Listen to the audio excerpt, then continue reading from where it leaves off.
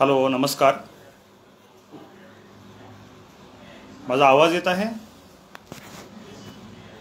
Hello, जर आवाज येत असेल तर प्लीज कमेंट्समध्ये सांगा.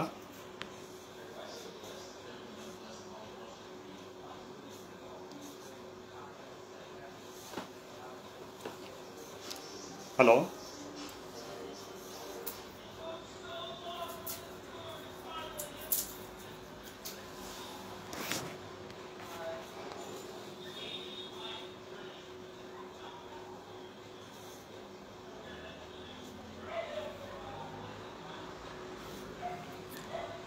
हां. तुषार गवारी, माझा आवाज येतोय? जर तुषार आवाज येत असेल तर जरा कमेंट्समध्ये सांग.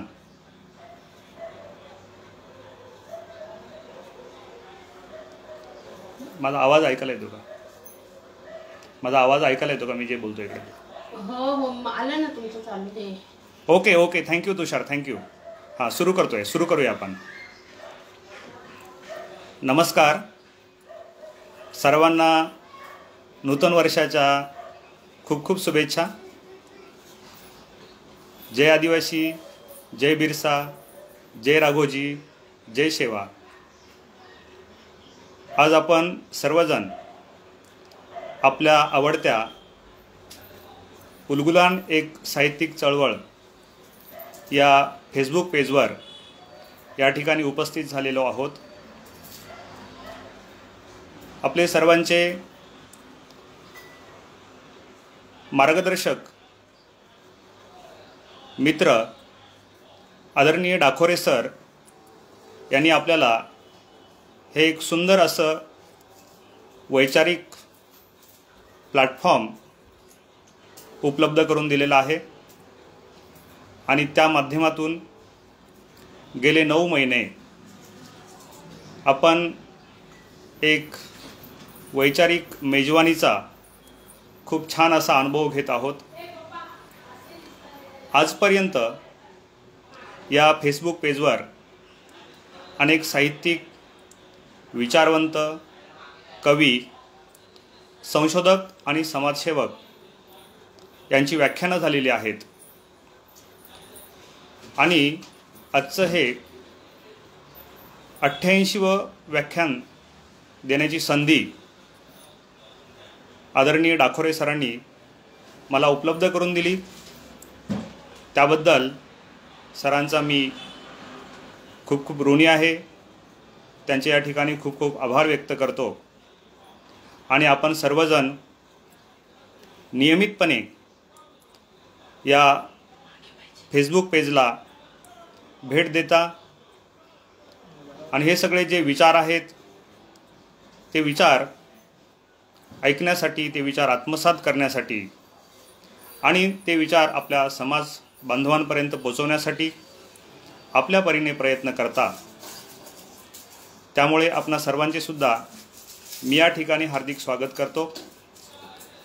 माझ्या आजच्या व्याख्यानाचा विषय आहे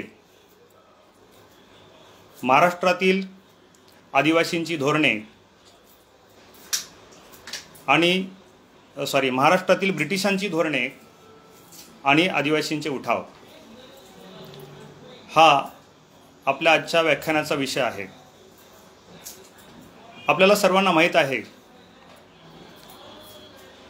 की सन 1818 साली महाराष्ट्रामध्ये पेशवाईचा अंत होऊन ब्रिटिशांची वासाहतिक सत्ता सुरू झाली आणि या ब्रिटिशांच्या वासाहतिक सत्तेचे अनेक परिणाम भारतातील आणि पर्यायाने महाराष्ट्रातील सर्वच जाती जमातीतील लोकांना सहन करावे लागले. परंतु ब्रिटिशांच्या वासाहतिक सत्तेचा सर्वात जास्त भयानक असा परिणाम येथील आदिवासी जमातींना सहन करावा लागला आणि या विरोधात महाराष्ट्रातील सर्वच आदिवासी जमातींनी ब्रिटिशांना प्रखर असा विरोध करून शेकडोनी उठाव केले आणि ब्रिटिशांची परकीय सत्ता या देशातून घालवून देण्यासाठी, या देशाला स्वातंत्र्य मिळवून देण्यासाठी या आदिवासी जमातीतील अनेक क्रांतिकारकांनी आपले योगदान दिले. परंतु दुर्दैवाने म्हणा किंवा अजून कोणत्या कारणाने आदिवासींच्या उठावांचा जो इतिहास आहे तो इतिहास मात्र समाजापर्यंत पोचलाच नाही. भारतीय इतिहास लेखक, इतिहास संशोधक, इतिहास अभ्यासक यांनी आदिवासींच्या इतिहासाकडे दुर्लक्षच केले असे आपणास या ठिकाणी नमूद करावे वाटते, म्हणावेसे वाटते. परंतु गेल्या काही वर्षांपासून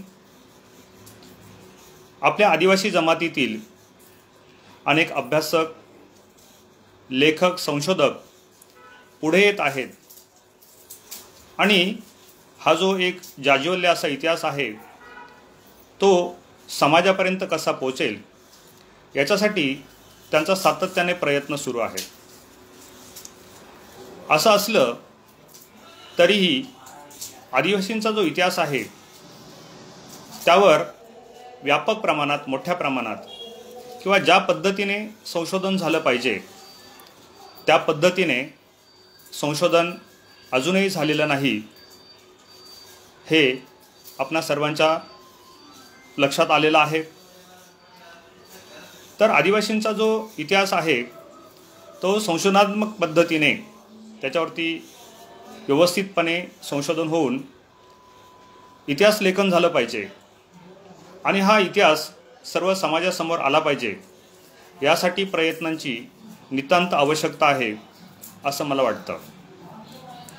आता आदिवासींनी महाराष्ट्राच्या अनुषंगाने जर विचार केला तर जे उठाव केले ते उठाव अतिशय महत्त्वपूर्ण ठरतात.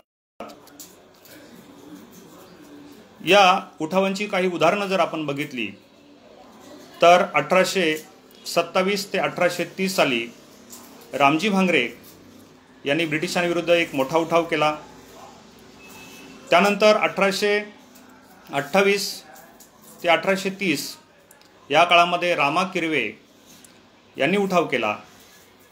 1839 ते 1846 या काळामध्ये बापू भांगरे यांनी उठाव केला. 1841 ते 1848 या काळात क्रांतीवीर राघोजी भांगरे यांचा उठाव झाला. त्यानंतर 1857 ते 1859 या काळामध्ये क्रांतीवीर भागोजी नाईक, 1857 ते 1867 या काळामध्ये क्रांतीवीर खाजा नाईक. त्यानंतर पुढील काळामध्ये 1878-79 तंट्या मामा भिल, 1871 ते 1876 या काळामध्ये क्रांतीवीर होनाजी केंगले, 1893 ते 1900 या काळामध्ये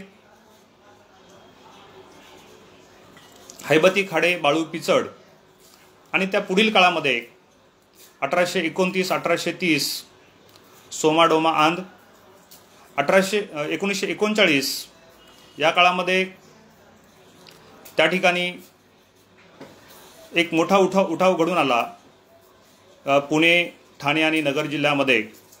तो उठाव होता कोंडाजी नवले यांचा. त्यानंतर 1842 ते 1846 या काळामध्ये सतू मराडे यांनी ब्रिटिशांविरुद्ध उठाव केला आणि 1846 ते 47च्या दरम्यान ठाणे जिल्ह्यातील वारली जमातीने या ब्रिटिशांच्या विरुद्ध लढा उभारला. तर ही सगळी मी काही ठळक अशी उदाहरणं आपल्याला या ठिकाणी सांगितली. हे सर्व जे उठाव आहेत हे उठाव इतिहासामध्ये अतिशय महत्त्वपूर्ण असे उठाव आहेत. परंतु आज आपण शालेय पातळीवर किंवा महाविद्यालयीन स्तरावर त्या ठिकाणचा जर इतिहास अभ्यासला तर त्या इतिहासामध्ये आदिवासींच्या या उठावांची फारशी माहिती आपल्याला त्या ठिकाणी भेटत नाहीत. याचं कारण म्हणजे भारतीय इतिहास संशोधकांचं आदिवासींच्या इतिहास संशोधनाकडे झालेलं दुर्लक्ष हे त्या पाठीमागचं महत्त्वाचं कारण आहे. आणि म्हणून आदिवासींच्या इतिहासाचं संशोधन होणं, त्याचा योग्य पद्धतीनं अन्वयार्थ लावणं आणि तो इतिहास सर्व समाजांपर्यंत पोचवणं ही आजच्या काळात एक महत्त्वाची आणि नितांत बाब ठरते असं मला त्या ठिकाणी वाटतं. आदिवासींच्या इतिहासाच्या अनुषंगाने विचार करताना किंवा इतिहासाच्या अनुषंगाने विचार करताना, इतिहास लेखन करताना किंवा इतिहास संशोधन करताना इतिहास लेखनाची जी साधने आहेत ती साधने त्या ठिकाणी कळीची भूमिका बजावत असतात. ती साधने त्या ठिकाणी अतिशय महत्त्वपूर्ण असतात.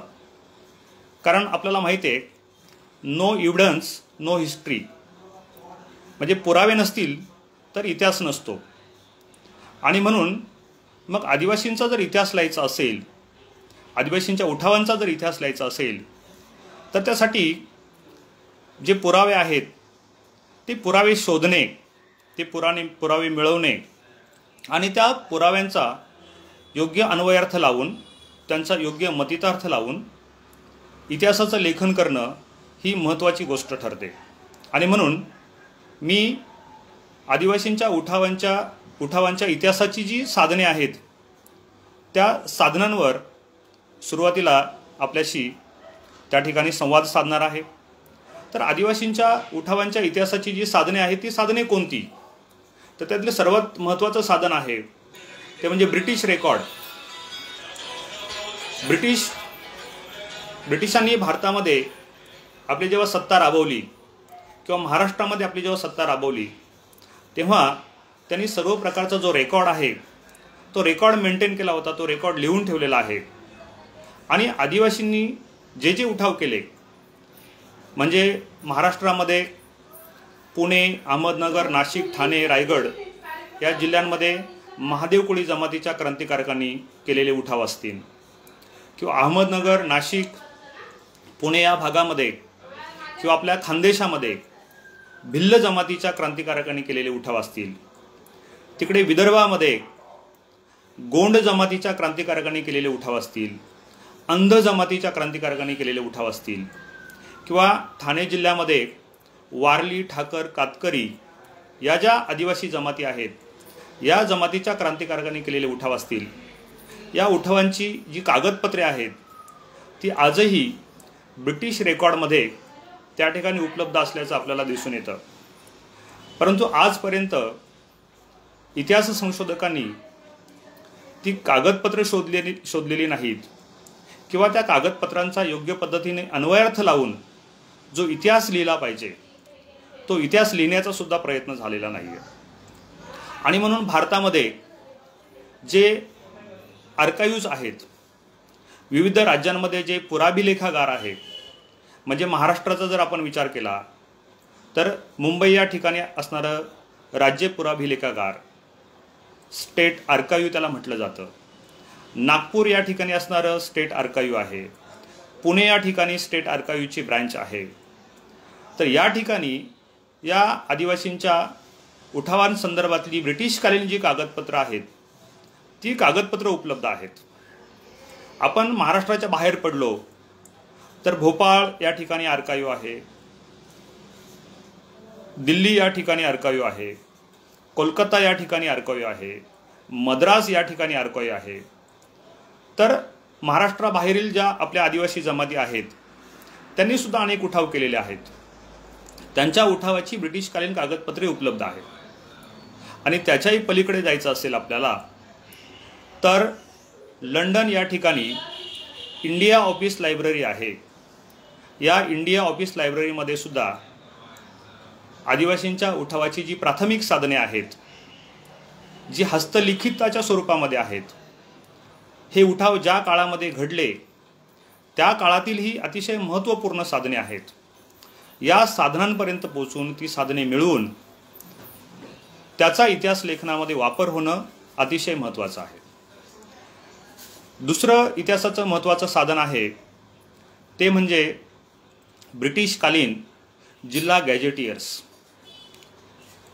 म्हणजे जर अहमदनगर जिल्हा गॅजेट आहे, नाशिक जिल्हा गॅजेट आहे, पुणे जिल्हा गॅजेट आहे, ठाणे जिल्हा गॅजेट आहे, खानदेश जिल्हा गॅजेट आहे, औरंगाबाद जिल्हा गॅजेट आहे, नागपूर जिल्हा गॅजेट्स आहेत. तर हे जे जिल्हा गॅजेटियर्स आहेत ही सुद्धा प्राथमिक साधने आहेत. परंतु या जिल्हा गॅजेट्समध्ये जे काही उठावाचे उल्लेख मिळतात ते संक्षिप्त स्वरूपाचं असल्याचे आपल्याला दिसून येतं. आणि म्हणून जी मूळ कागदपत्रं आहेत उठावांची, ती मूळ कागदपत्रं आजही तुम्हाला स्टेट आर्काइव्हजमध्ये त्या ठिकाणी बघायला मिळतात. तिथून ही कागदपत्रं मिळवून आपल्याला या आदिवासींच्या उठावांचा जो इतिहास आहे त्यावर लेखन करणं गरजेचं आहे. आणि तिसरं अतिशय महत्त्वाचं साधन ते म्हणजे मौखिक. कारण आदिवासी जमाती या पूर्वीच्या काळामध्ये अशिक्षित आणि अडाणी होत्या. त्यांच्यापर्यंत कोणत्याही प्रकारचं शिक्षण पोचलेलं नव्हतं. आणि म्हणून त्यांनी जे जे काही लढे दिले, जे जे काही उठाव केले, त्या लढ्यांचा, त्या उठावांचा जो इतिहास आहे तो कथांच्या स्वरूपामध्ये, लोकगीतांच्या स्वरूपामध्ये, पोवाड्यांच्या स्वरूपामध्ये आजही त्या ठिकाणी गायला जातो. एक पिढी पुढच्या पिढीला या लोकमाध्यमातून हा जो इतिहास आहे तो इतिहास सांगण्याचं काम करते. परंतु अनेक इतिहासकार मौखिक जी साधनं आहेत त्या साधनांना तेवढं महत्त्व देत नाहीत. परंतु डेव्हिड हार्डिमन यांनी असं म्हटलेलं आहे, एक ब्रिटिश इतिहासकार आहेत डेव्हिड हार्डिमन, आणि त्यांनी सलबार्टन जो इतिहास प्रकार आहे त्या सलबार्टन इतिहास प्रकारामध्ये अतिशय उत्तम प्रकारे संशोधन केलेलं आहे. आणि त्यांनी महादेव कुळे आणि भिल्ल या जमातीच्या उठावांवर सुद्धा चांगल्या पद्धतीचं संशोधन केलेलं आहे. त्यांनी या मौखिक माहितीचं महत्त्व आपल्या संशोधनामध्ये विशद केलेलं आहे.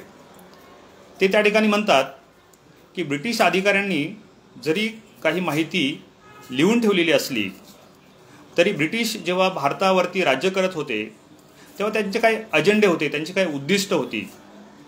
आणि ती उद्दिष्ट साध्य करण्यासाठी त्यांनी लिहून ठेवलेली जी माहिती आहे ती सगळीच माहिती खरी असेल असं नाही. त्याच्यामध्ये त्यांचे काही हितसंबंध असल्याकारणाने काही जी माहिती आहे ती त्यांनी त्या ठिकाणी गाळलेली असण्याची शक्यता आहे. आणि म्हणून ब्रिटिशकालीन जी माहिती मिळते त्या माहितीचा योग्य अन्वयार्थ लावण्यासाठी हे जी मौखिक साधने आहेत किंवा ही जी मौखिक माहिती आहे, या मौखिक माहितीशी जर लिखित माहिती आपण पडताळून पाहिली तर आपण अधिक चांगल्या पद्धतीने आदिवासींचा जो इतिहास आहे किंवा आदिवासी उठावांचा जो इतिहास आहे तो इतिहास आपण लिहू शकतो. आणि तिसरं एक महत्त्वाचं साधन ते म्हणजे भौतिक साधने. तर आदिवासी जमाती ज्या ज्या प्रदेशामध्ये राहतात त्या त्या प्रदेशामध्ये असणारी वेगवेगळ्या प्रकारची ठिकाणं, म्हणजे जर आता आपण राघोजी भांगरे यांच्या इतिहासाचा विचार केला तर राघोजी भांगरे यांनी ज्या प्रदेशातून उठाव केला त्या प्रदेशातील काही महत्त्वाची जी ठिकाणं आहेत त्या ठिकाणांचा उल्लेख ब्रिटिश रेकॉर्डमध्ये सुद्धा येतो. म्हणजे बाडगीची माची नावाचं जे ठिकाण आहे की जिथून राघोजी भांगरे यांनी आपल्या उठावाला सुरुवात केली त्याचा उल्लेख बाडगी वॉटर या नावाने त्या ठिकाणी ब्रिटिश रेकॉर्डमध्ये आल्याचं आपल्याला दिसून येतं. त्यानंतर राघोजी भांगरे यांना सुरुवातीला ब्रिटिशांनी जेव्हा अटक केली तेव्हा राजूर या ठिकाणी त्यांना कोठडीत ठेवलं होतं. तर राजूर या ठिकाणाचा त्या ठिकाणी उल्लेख येतो. अकोले तालुक्यामध्ये असणारा पंधारा डोंगर असेल किंवा अकोले तालुक्यामध्ये असणारा वागदरा असेल किंवा अकोले तालुक्यामध्ये असणारा जी घोरपडा आई आहे त्या घोरपडा आईचा जो डोंगर आहे तो डोंगर असेल किंवा बितिंगा नावाचा एक किल्ला अकोले तालुक्यामध्ये आहे की त्या ठिकाणी जे प्रॉक्युपाईन होल असा उल्लेख आलेला आहे ब्रिटिश रेकॉर्डमध्ये. प्रॉक्युपाईन होल म्हणजे आपण त्याला साळींदर म्हणतो, आपल्या आदिवासी भाषेमध्ये त्याला सायळ धाव असं म्हटलं जातं. तर हे सायळ धाव किंवा साळींदर या प्राण्याचं जे होल असतं की ज्या ठिकाणी तो प्राणी राहत असतो त्याला इंग्लिशमध्ये प्रॉकोपाईन होल म्हणतात. त्या प्रॉकोपाईन होल्स ज्या आहेत त्या बितिंगा हिलमध्ये, तर त्या ठिकाणी राघोजी लपून बसायचे. त्यांचे सहकारी त्यांच्यासोबत असायचे आणि तिथून ते ब्रिटिशांविरुद्ध उठाव करायचे. तर अशा काही महत्त्वाच्या ठिकाणांचा त्या ठिकाणी उल्लेख आलेला आहे. किंवा राघोजी भांगरे यांची ब्रिटिशांसोबत भीमाशंकरच्या जवळ असणाऱ्या रानमळा या जंगलामध्ये एक मोठी चकमक झाली होती, एक मोठी लढाई झाली होती. तर त्या रानमळा या ठिकाणाचा उल्लेख येतो. तसेच खाली कोकणामध्ये भांगऱ्या डोंगर नावाचा एक डोंगर आहे. म्हणजे राघोजी भांगरे यांच्या नावानेच तो डोंगर ओळखला जातो. शहापूर तालुक्यामध्ये उमरई नावाचं एक गाव आहे, त्या गावाच्या पश्चिमेला हा डोंगर आहे. तर अशा काही ठिकाणांचा उल्लेख ब्रिटिश रेकॉर्डमध्ये आलेला आहे. तर तो होनाजी केंगलेंच्या बाबत सुद्धा अशा ठिकाणांचा उल्लेख आलेला आहे. भागोजी नायकांच्या बाबत सुद्धा अशा ठिकाणांचा उल्लेख आलेला आहे. काजी सिंग किंवा कजार सिंग नायकांच्या बाबत असा उल्लेख आलेला आहे. तंट्या मामा भिल्ल यांच्या बाबतीत अशा काही ठिकाणांचा उल्लेख आलेला आहे. ही जी ठिकाणं आहेत ती ठिकाणं सुद्धा ऐतिहासिकदृष्ट्या अतिशय महत्त्वाची आहेत. आणि म्हणून या आदिवासींच्या उठावांच्या इतिहासाचं लेखन करताना लिखित, भौतिक आणि मौखिक अशी ही तिन्ही प्रकारची साधनं आहेत. या साधनांचा उपयोग करून त्या ठिकाणी व्यवस्थित पद्धतीने, संशोधनात्मक रीतीने इतिहास लेखन होणं अतिशय महत्त्वाचं आहे. आता पुढच्या मुद्द्याकडे जाताना काही प्रश्न आपल्याला नेहमीच निर्माण होतात, नेहमीच प्रश्न पडतात आपल्याला, की आदिवासींनी ब्रिटिशांविरुद्ध उठाव का केले? आदिवासींच्या उठावांची नेमकी कारणं काय होती? त्यांना ब्रिटिशांविरुद्ध का लढावं लागलं? या सगळ्या प्रश्नांचा विचार केल्यानंतर ब्रिटिशांनी भारतावर किंवा महाराष्ट्रावर जे राज्य केलं, ते राज्य करत असताना त्यांनी जी धोरणं राबवली, ती जी धोरणं आहेत ती भारतीयांच्या पर्यायाने आदिवासींच्या विरोधात होती. आणि म्हणून आदिवासी जमातींनी या ब्रिटिशांच्या विविध प्रकारच्या धोरणांच्या विरोधात उठाव केले. आता कोणती धोरणं होती ब्रिटिशांची? तर ब्रिटिशांनी 1818 साली महाराष्ट्रामध्ये आपली सत्ता स्थापन केल्यानंतर जमीन महसूल व्यवस्था जी आहे त्या महसूल व्यवस्थेमध्ये मोठ्या प्रमाणात बदल केले. कारण अगोदरचे जे सत्ताधीश होते, ब्रिटिश पूर्व जे सत्ताधीश होते, त्या काळामध्ये जमीन महसूल हा धान्याच्या स्वरूपामध्ये जमा केला जात होता. ब्रिटिशांनी ही पद्धत बदलून हा जो जमीन महसूल आहे तो पैशाच्या स्वरूपामध्ये वसूल करायला सुरुवात केली. आणि त्या काळामध्ये बार्टर सिस्टम असल्याकारणाने बार्टर सिस्टम बदलून चलन व्यवस्था त्या ठिकाणी आणली गेली. आणि एखादी व्यवस्था जेव्हा अशी अचानक बदलली जाते तेव्हा त्याचे अत्यंत दुष्परिणाम समाज व्यवस्थेवरती होत असतात किंवा समाजावरती होत असतात.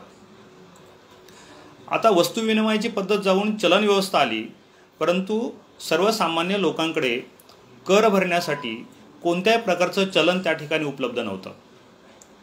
आणि मग हा पैसा जो जमीन महसूल भरावा लागायचा, तो जमीन महसूल भरण्यासाठी जेव्हा पैशाची निकड लोकांना निर्माण झाली तेव्हा लोकांना त्यासाठी सावकाराच्या दारामध्ये उभं राहण्याची वेळ त्यांच्यावर आली. आणि मग लोक त्या ठिकाणी सावकाराच्या दारामध्ये उभे राहू लागले. आणि सावकारांनी प्रचंड व्याजाने कर्ज द्यायला सुरुवात केली. एकदा घेतलेलं कर्ज आयुष्यभर फिटत नव्हतं. तर या कर्जाबद्दल कॅप्टन मॅकिंटोश काय म्हणतो ते तुम्हाला मी थोडक्यात सांगतो. कॅप्टन मॅकिंटोश हा एक ब्रिटिश अधिकारी आहे. राघोजी भांगरे यांचे वडील रामजी भांगरे यांचा उठाव मोडून काढण्यामध्ये या कॅप्टन मॅकिंटोशचा महत्त्वाचा वाटा आहे. तर त्यांनी महादेव कोळी जमातीचा विशेष अभ्यास केलेला आहे. तर त्यामध्ये तो काय म्हणतो की in 1836 captain Mackintosh described the Koli of Rajur in North Ahmednagar and the district affilled through the whole of the hilly country and many parts of plain as almost universally suffering from the high rate of interest and the injustice and unfeeling proceedings of money lenders. Money lander म्हणजे सावकार यांच्या ज्या काही proceedings होत्या त्या अन्यायपूर्वक proceedings होत्या, कारण ते कर्ज द्यायचे त्यापेक्षा जास्त कर्ज लिहून ठेवायचे, त्या कर्जावरती प्रचंड व्याज आकारलं जायचं आणि हे सगळं अकोले तालुक्यातील राजूर या भागामध्ये हे सगळं घडत होतं.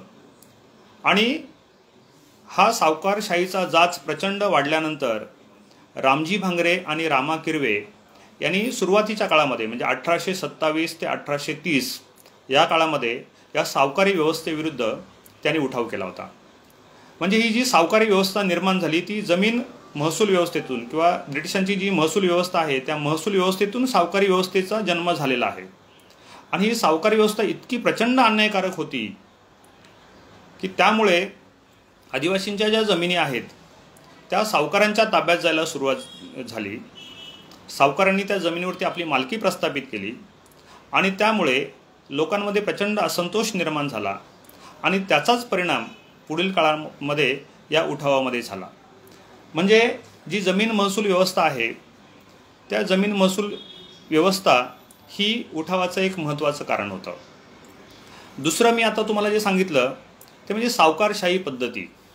ते जी सावकारशाही पद्धती होती ती अतिशय निर्दयी होती. म्हणजे एका ठिकाणी ब्रिटिश रेकॉर्डमध्ये उल्लेख आहे की लोक मिड डे मील घेत असताना म्हणजे दुपारचं जेवण घेत असताना सावकार त्यांच्या घरामध्ये घुसायचे आणि त्यांच्या घरामध्ये असणारी सर्व भांडी कुंडी, त्यांच्या घरामध्ये असणारं धान्य, दाव्याला बांधलेली जनावरं सोडून नेली जायची आणि बाजारामध्ये त्या सगळ्या गोष्टी विकून त्यातून ते कर्ज जे आहे ते वसूल केलं जायचं. तर अशा पद्धतीने अतिशय निर्दयी अशी ही सावकारी व्यवस्था होती.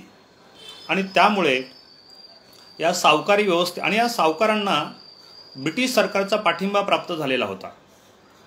म्हणजे ब्रिटिशांनी आपली सत्ता या ठिकाणी राबवताना काही जे एतदेशीय लोक होते, यामध्ये सावकार होते, जमीनदार होते, जहागीरदार होते, रखवालदार होते किंवा ब्रिटिशांच्या प्रशासकीय व्यवस्थेमध्ये नोकरी करणारे पोलीस असतील, तलाठी असतील किंवा इतर नोकरी करणारे जे लोक होते, या लोकांच्या माध्यमातून त्यांनी आपली सत्ता राबवण्याचा या ठिकाणी प्रयत्न केला. आणि म्हणून या क्रांतिकारकांना या लोकांच्या विरोधामध्ये पर्यायाने ब्रिटिश सरकारच्या विरोधामध्ये हे जे उठाव आहेत हे उठाव करावे लागले. दुसरं महत्त्वाचं कारण ते म्हणजेच ब्रिटिशांनी या ठिकाणी आणलेला फॉरेस्ट ॲक्ट. 1865 साली ब्रिटिशांनी जंगलविषयक कायदा भारतामध्ये लागू केला आणि साधारणपणे 1872 त्यांनी या कायद्याची अंमलबजावणी सुरू केली. आता फॉरेस्ट ॲक्ट येण्यापूर्वी भारतामध्ये असणारी सर्व जी जंगलं आहेत ती आदिवासी लोकांच्या सामुदायिक मालकीची, परंपरागत पद्धतीने आदिवासींच्या सामुदायिक मालकीची ही जंगलं होती. ब्रिटिशांनी ती जंगलं काढून सरकारी मालकीची बनवली. त्यापूर्वी या जंगलांतून जे काही असेल ते सगळं जमा करण्याचं, म्हणजे त्यामध्ये मोहाची फुलं असतील, लाकूड फाटा असेल, मध असेल, डिंक असेल, रानभाज्या असतील, रान औषधी असतील, या सगळ्या गोष्टी ज्याला आपण ओनोपोज म्हणतो याच्यावरती आदिवासी लोकांचा हक्क होता. म्हणजे ज्या गावाच्या बाजूला फॉरेस्ट असेल किंवा जे सामुदायिक जंगल असेल त्याची मालकी त्या गावाची असेल आणि त्या जंगलातून हे लोक या सगळ्या गोष्टी मिळून आपला उदरनिर्वाह करायचे. परंतु ब्रिटिशांनी एक कायदा तयार केला आणि या जंगलांवर आपली मालकी त्या ठिकाणी प्रस्थापित केली. आणि त्यामुळे निसर्गावर आधारित असणारी आदिवासींची जी जीवन पद्धती आहे त्या जीवन पद्धतीला मोठा धक्का बसला. कारण आदिवासी लोक जे आहेत ते जंगलाला आपले आईवडील मानतात. त्यांच्या दृष्टीने त्यांचा पालन करता, त्यांचा रक्षण करता म्हणजेच काय आहे, त्यांचं जंगल आहे. ते स्वतःला जंगलाची लेकरे म्हणून संबोधतात आणि म्हणजे एक प्रकारे आई वडील आणि मुलं यांच्यामध्ये ताटातूट झाल्यानंतर ज्या काही भावना निर्माण होतात तशा प्रकारच्या भावना ब्रिटिशांनी हा फॉरेस्ट ॲक्ट तयार केल्यानंतर लोकांमध्ये निर्माण झाल्या आणि मग जंगलातून वनोपज गोळा करणे लोकांना अशक्य झालं. अगदी जंगलातून लाकूड फाटा जरी आणला तरी लोकांना पकडून ब्रिटिश तुरुंगामध्ये टाकायचे. आदिवासी लोक त्या ठिकाणी मोठ्या प्रमाणात पशुपालन करायचे. गायी पाळल्या जायच्या, म्हशी पाळल्या जायच्या, बकऱ्या पाळल्या जायच्या आणि त्यांना चारण्यासाठी या जंगलामध्ये ते घेऊन जायचे. पूर्वीच्या काळामध्ये अनेक सत्ता बदल झाले, परंतु कोणत्याही सत्ताधीशाने आदिवासींचा जो जंगलावरचा अधिकार आहे तो अधिकार काढून घेतला नाही. परंतु ब्रिटिशांनी मात्र आदिवासींना जंगलामध्ये गुरं चारण्यास मनाई केली आणि त्याच्यावरती ग्रॅजिंग टॅक्स म्हणजे चराई कर लावला. प्रत्येक जनावरामागे लोकांना त्या ठिकाणी टॅक्स भरावा लागत असे, चराई कर भरावा लागत असे आणि त्यामुळे ब्रिटिशांविरोधात लोकांच्या मनामध्ये असंतोष निर्माण झाला आणि तो जो असंतोष आहे तो पुढील काळामध्ये उठावांच्या द्वारे त्या ठिकाणी व्यक्त झाला. तिसरं कारण आहे की ब्रिटिश काळामध्ये अनेक प्रकारचे दुष्काळ पडले. आता दुष्काळ पडल्यानंतर जे सरकार असतं त्या सरकारवर त्या प्रदेशातील त्या देशातील जनतेची जबाबदारी असते. मग त्यांचा टॅक्स कमी करणं, त्यांना आवश्यक असणाऱ्या गोष्टी पुरवणं या गोष्टी त्या सरकारला कराव्या लागतात. परंतु ब्रिटिशांनी मात्र असं काहीही केलं नाही. अनेक वर्ष दुष्काळ पडले, मोठे मोठे दुष्काळ पडले. म्हणजे 1821 ते 1840 या 2 दशकामध्ये 4 ते 5 मोठे दुष्काळ पडले. पुढील काळामध्ये 1871 ते 1874 या 4 वर्षाच्या काळामध्ये सुद्धा प्रचंड मोठे दुष्काळ पडले. परंतु ब्रिटिशांनी कोणत्याही प्रकारचा जो महसूल आहे त्या महसुलामध्ये सूट दिली नाही किंवा महसूल कमी केला नाही आणि त्यामुळे पुन्हा एकदा जी सावकारी व्यवस्था आहे त्या सावकारी व्यवस्थेने त्या त्या प्रदेशामध्ये जोर धरला आणि मग त्यातून सुद्धा आदिवासी ज्या जमाती आहेत त्या जमातींनी ब्रिटिशांच्या विरोधामध्ये जाऊन त्या ठिकाणी उठाव केले. तिसरं महत्त्वाचं जे कारण आहे ते म्हणजे आदिवासींचे परंपरागत हक्क आणि अधिकार. म्हणजे पेशव्यांची पर्याय आणि मराठ्यांची सत्ता गेल्यानंतर त्या त्या प्रदेशामध्ये जे आदिवासी होते त्यांना जे काही परंपरागत हक्क आणि अधिकार होते त्या हक्कांवर आणि अधिकारांवरती गदा आली. म्हणजे जर आपण पश्चिम महाराष्ट्र, खानदेश किंवा कोकण या भागाचा विचार केला तर या प्रदेशामध्ये अनेक किल्ले आणि घाटवाटा आहेत. तर या ठिकाणी असणारे जे महादेव कोळी आहेत किंवा ठाकर आहेत किंवा भिल्ल आहेत या लोकांकडे या प्रदेशातील त्या त्या प्रदेशातील किल्ल्यांच्या किल्लेदाऱ्या होत्या. घाटावरून कोकणामध्ये म्हणजे देशावरून कोकणामध्ये ज्या घाटवाटा जात होत्या त्या घाटवाटांची रखवाली करण्याचं काम हे लोक प्राचीन काळापासून करत होते आणि ब्रिटिशांनी त्यांची सत्ता या ठिकाणी राबवायला सुरुवात केल्यानंतर या ज्या किल्लेदाऱ्या आहेत किंवा घाटवाटांच्या ज्या रखवालदाऱ्या आहेत हे त्यांचे जे परंपरागत हक्क आणि अधिकार आहेत ते परंपरागत हक्क आणि अधिकार ब्रिटिशांनी काढून घेतले. त्यामुळे सुद्धा लोकांच्या मनामध्ये प्रचंड प्रमाणामध्ये असंतोष निर्माण झाला. हा असंतोष सुद्धा ब्रिटिशांविरुद्धच्या उठावाचं महत्त्वाचं कारण होतं. आणि पुढचं महत्त्वाचं कारण आहे ते म्हणजे ब्रिटिशांची न्यायालयीन व्यवस्था. ब्रिटिश पूर्व काळामध्ये पारंपरिक न्यायालयीन व्यवस्था होती, न्यायदानाची पारंपरिक पद्धती होती. काही जाती पंचायती होत्या, काही जमात पंचायती होत्या, काही ज्ञाती पंचायती होत्या आणि त्या माध्यमातून लोकांना स्थानिक पातळीवर गावातल्या गावामध्ये न्याय मिळण्याची सोय होती. गावामध्ये जे काही पंच असायचे त्या पंचांसमोर आपली तक्रारदार मांडत असे, त्याची बाजू ऐकून घेतली जात असे आणि जे काही योग्य अयोग्य असेल त्या पद्धतीने त्याला त्याच्या गावातल्या गावामध्ये न्याय मिळण्याची सोय होती. परंतु ब्रिटिशांनी मात्र त्यांची ही पारंपरिक न्यायालयीन व्यवस्था बदलून ब्रिटिशांची एक नवीन न्यायालयीन व्यवस्था त्यांनी निर्माण केली आणि प्रत्येक जिल्ह्याच्या ठिकाणी त्यांनी न्यायालय स्थापन केली आणि त्या जिल्ह्याचा जो जिल्हाधिकारी असेल, कलेक्टर असेल तो ब्रिटिश अधिकारी असायचा आणि तोच त्या न्यायालयातील न्यायाधीशसुद्धा असायचा. आता आदिवासी जमाती ज्या आहेत त्या आदिवासी जमाती आपल्या परंपरागत बोली भाषा बोलतात.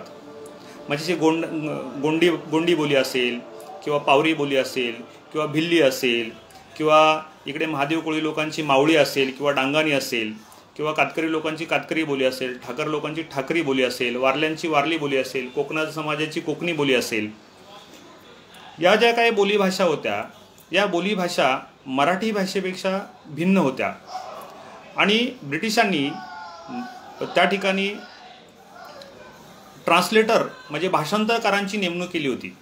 आता हे भाषांतरकार कोण होते? ते भाषांतरकार मराठी आणि इंग्रजी या दोन्हीही भाषा ज्याला समजत होत्या अशा पद्धतीचे भाषांतरकार होते. आणि या भाषांतरकारांकडे म्हणजे एखादी तक्रार त्या ब्रिटिश न्यायालयामध्ये गेल्यानंतर एखादा आदिवासी जमातीचा एखादा व्यक्ती त्या ठिकाणी गेल्यानंतर तो त्याच्या बोलीमधून त्याला जे काही सांगायचं आहे तो त्या भाषांतरकाराला सांगायचा आणि तो भाषांतरकार त्याचं भाषांतर करून जो ब्रिटिश न्यायाधीश असेल त्या ब्रिटिश न्यायाधीशाला सांगायचा. आता हे जे भाषांतरकार होते ह्यांचं सावकारांसोबत संगनमत असायचं आणि त्यामुळे एखाद्या आदिवासी तक्रारदाराची बाजू किती खरी असली तरी तो भाषांतरकार सावकाराची जी बाजू आहे तीच त्या कोर्टामध्ये मांडण्याचं काम करायचा आणि त्यामुळे लोकांना न्याय मिळणं दुरापस्त झालं होतं. दुसरी महत्त्वाची गोष्ट म्हणजे आदिवासी लोक जे आहेत ते डोंगर दऱ्याखोऱ्यामध्ये राहतात आणि त्या काळामध्ये वाहतुकीच्या कोणत्या प्रकारच्या सुविधा नव्हत्या. जिल्ह्याच्या ठिकाणी न्याय मिळवण्यासाठी जाणं आजही दुरापस्त आहे. आपण बघतो की आजही जिल्ह्याच्या ठिकाणी एखाद्या व्यक्तीला जाणं किती अवघड आहे. त्या काळामध्ये तर कोणत्याही सुविधा नव्हत्या आणि अशा वेळेस एखादा व्यक्ती एखादा आदिवासी ज्याच्यावरती अन्याय झालेला आहे असा व्यक्ती जिल्ह्याच्या ठिकाणी जाऊन न्याय मिळवणं त्याला केवळ अशक्य होतं आणि त्यामुळे त्याला त्या ठिकाणी न्याय मिळत नव्हता. एकतर न्यायालयाची जी भाषा आहे म्हणजे ब्रिटिशांची जी भाषा आहे ती त्याला समजत नव्हती आणि त्याची जी भाषा आहे ती ब्रिटिशांना समजत नव्हती आणि त्यातून हा अशिक्षित अडाणी असल्याकारणाने त्याला न्याय त्या ठिकाणी नाकारला जात होता आणि त्यामुळे सुद्धा या लोकांमध्ये संतापाची भावना होती. ही सगळी आदिवासींच्या उठावाची जी कारणं आहेत किंवा ब्रिटिशांची जी धोरणं आहेत त्या ह्या विविध प्रकारच्या धोरणांमुळे आदिवासी जो समाज आहे तो संपूर्णपणे ब्रिटिशांच्या विरोधामध्ये गेला. पुढचं एक महत्त्वाचं कारण आहे आदिवासी हे ब्रिटिशांना परकीय समजत होते.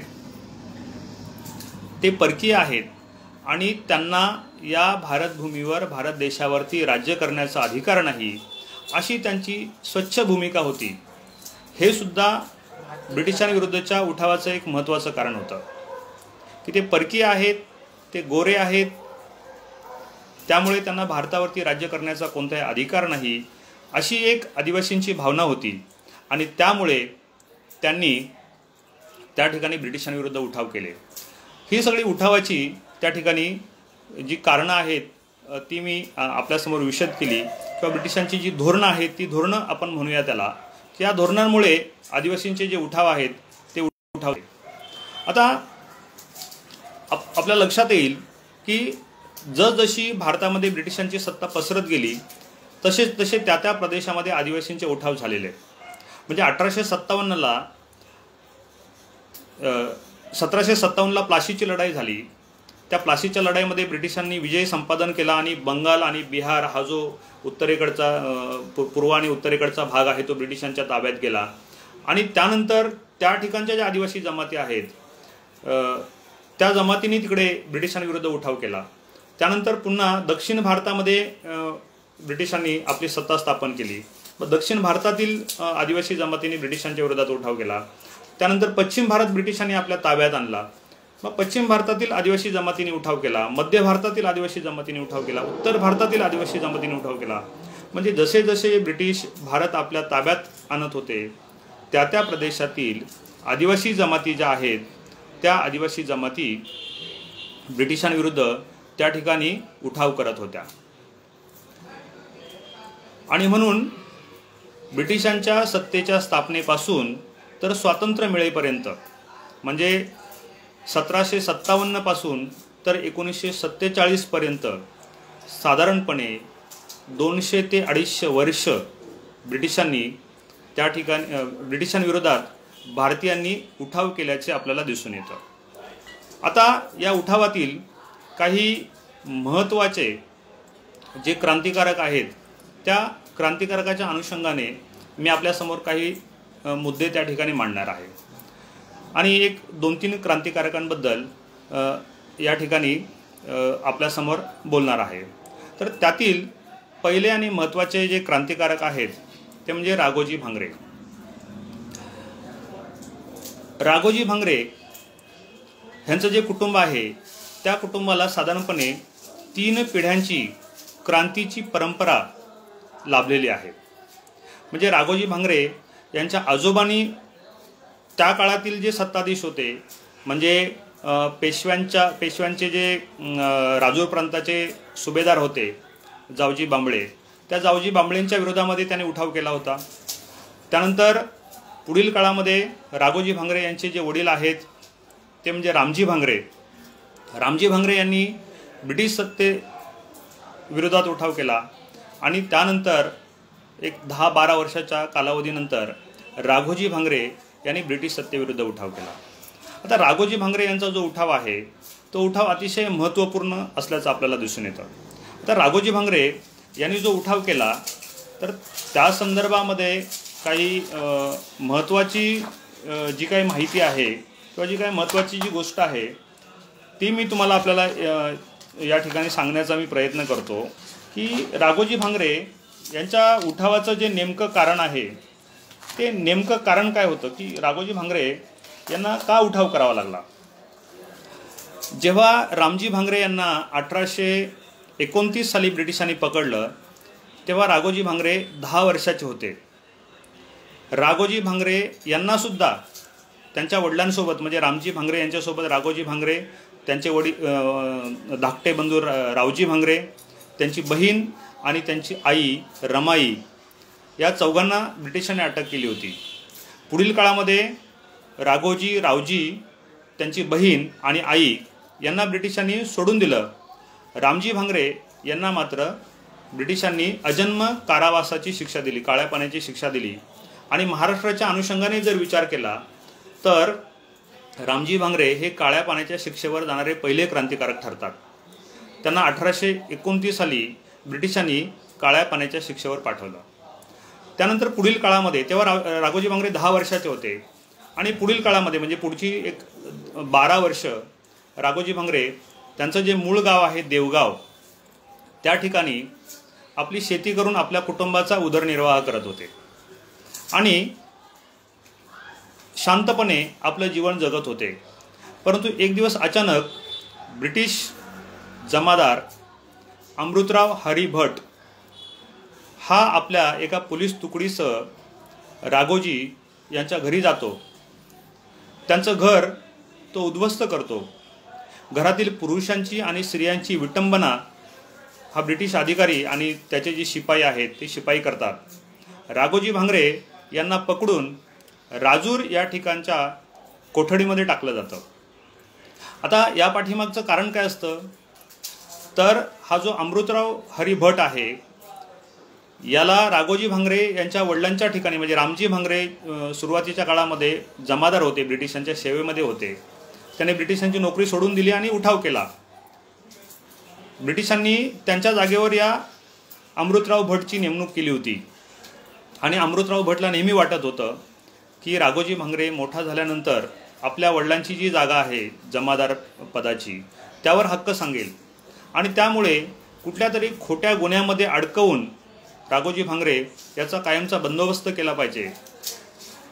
याशिवाय ब्रिटिश अधिकाऱ्यांना महत्त्वाची दुसरी भीती होती की ज्याप्रमाणे रामजी भांगरे यांनी आपल्या विरोधात उठाव केला तसाच उठाव पुढील काळामध्ये राघोजी भांगरेसुद्धा आपल्या विरोधात करण्याची शक्यता आहे आणि त्यामुळे राघोजी भांगरे यांनी उठाव करण्यापूर्वीच आपण त्याचा बंदोबस्त केला पाहिजे आणि म्हणून ती जबाबदारी ब्रिटिशांनी अमृतराव भट या जमादारावरती पाठवली होती. आणि राघोजी भांगरे यांनी ब्रिटिशांकडे जी याचिका दाखल केलेली आहे त्या याचिकेमध्ये त्यांनी याचा उल्लेख केलेला आहे. मी तुम्हाला जरा थोडं वाचून दाखवतो. ते राघोजी भांगरे यांचं पत्र उपलब्ध आहे ब्रिटिशांना लिहिलेलं. त्या पत्रामध्ये या याचिकेचा उल्लेख आहे. राघोजी भांगरे म्हणतात, to the Shri Sirkar Mehrban government Saheb at Bombay, Raghoji Naik Bhangare after complaints represent as follows. म्हणजे खालील पद्धतीची त्यांची कंप्लेंट आहे. राघोजी त्या याचिकेमध्ये म्हणतात, I was living at home and cultivating my fields when without having committed any crime or cherishing enmity against anyone. My enemies, Amrutrao Hari Bhatt Jamadar, came and plundered my house and appealed cooping horns to the breast of woman and the testicle of men. They then carried me away to Rajur and tortured very much. When I told them to bring me before the Sahib, to whom I would give such answers as I might to make, and asked them why they plundered and ruined me, when I committed no crime. But they would not listen, and after I had remained subject to their oppression to 3 days, I fled and began to raise a band. म्हणजे एक दिवस हा अमृतराव हरी भट आपल्या police तुकडीसह Raghoji Bhangare यांच्या घरी जातो. त्यांचं संपूर्ण घराची तोडफोड केली जाते. राघोजी भांगरे, त्यांचा भाऊ, त्यांच्या घरातील इतर पुरुष आणि स्त्रिया यांचा अमानुषपणे तो छळ करतो. म्हणजे या ठिकाणी स्पष्ट उल्लेख आहे की त्यांचे जे स्पेसिफिक शब्द त्यांनी वापरलेला आहे की cupping horns to breast of woman and the testicle of men. म्हणजे पुरुषांचे अंडकोश आणि स्त्रियांची जी स्तन आहेत त्यांना त्याने त्या ठिकाणी तुंबड्या लावल्या. अशा पद्धतीने अमानुष छळ केला ब्रिटिशांनी राघोजी भांगरे यांच्या घरातील सदस्यांचा. आणि राघोजी भांगरे यांचा कुठच्याही प्रकारचा दोष नव्हता. एका गावामध्ये, कोकणातील एका गावावरती एक दरोडा पडला होता आणि त्या दरोड्याचा संशय त्यांनी राघोजी भांगरे यांच्यावरती घेतला आणि राघोजी भांगरे यांना पकडून त्यांनी राजूरच्या कोठडीमध्ये कोठडीमध्ये त्या ठिकाणी ठेवल्यानंतर दुसऱ्या दिवशी त्यांची आई रमाई राघोजी भांगरे यांना भाकरी घेऊन गेल्या. त्यांनी त्या भाकरीचं जे गाठोडं बांधलं होतं त्या गाठोड्यामध्ये एक सुरा लपवलेला होता. राघोजी भांगरे यांचे हात आणि पाय चामड्याची जी वादी असते त्या वादीने बांधण्यात आले होते. राघोजी भांगरे यांच्याकडे त्या भाकरी पोचवल्यानंतर त्यांनी त्या सुऱ्याने ती चामड्याची वादी कापली. त्यांच्यासोबत त्यांचा एक चुलत भाऊ सुद्धा होता आणि ते दोघेजण त्या रात्री त्या राजूरच्या कोठडीतून निसटले. ब्रिटिशांच्या शिपायांच्या हे लक्षात आल्यानंतर त्यांनी राघोजीचा आणि त्यांच्या भावाचा, चुलत भावाचा पाठलाग केला. राघोजींच्या चुलत भावाला पुन्हा पकडण्यामध्ये ब्रिटिश शिपायांना यश आलं, परंतु राघोजी मात्र त्यांच्या हाती लागले नाहीत. राघोजी तेथून निसटले आणि त्यांनी बाडगीच्या माचीचा आश्रय घेतला. आणि बाडगी डोंगर जो आहे त्या डोंगराच्या आजूबाजूला असणारी जी 20-25 जी गावं आहेत त्या सगळ्या गावांना त्यांनी भेटी दिल्या. तर त्या बाडगीच्या साधारणपणे उत्तरेला पाडोशी नावाचं गाव आहे. या पाडोशी गावामध्ये असणारे जाखू कुलाळ नावाची व्यक्ती होती. सर्वात प्रथम राघोजी भांगरे जाखू कुलाळ यांच्या घरी गेले आणि त्या ठिकाणी त्यांनी पाडोशीतील अनेक लोकांची त्यांनी भेट घेतली. त्या परिसरातून त्यांनी जीवाभावाचे सहकारी जमा केले. यामध्ये देवगाव या ठिकाणचे त्यांचे जे महत्त्वाचे सहकारी आहेत ते म्हणजे देवजी आव्हाड, चिचोंडी या गावातील रामा मुंडे आणि धर्मा मुंडे, पाडोशी या गावातील खंडू साबळे, त्यानंतर इतर असे अनेक सहकारी त्याने आजूबाजूच्या परिसरातून जमा केले आणि आपलं जे बंड आहे ते बंड त्यांनी सुरू केलं. तर राघोजी भांगरे यांना ब्रिटिशांविरुद्ध लढण्यासाठी त्या ठिकाणी पैशाची सुद्धा आवश्यकता होती. हा पैसा कशा पद्धतीने उपलब्ध करायचा हा प्रश्न त्यांच्यासमोर पडला आणि त्याच काळामध्ये त्या प्रदेशामध्ये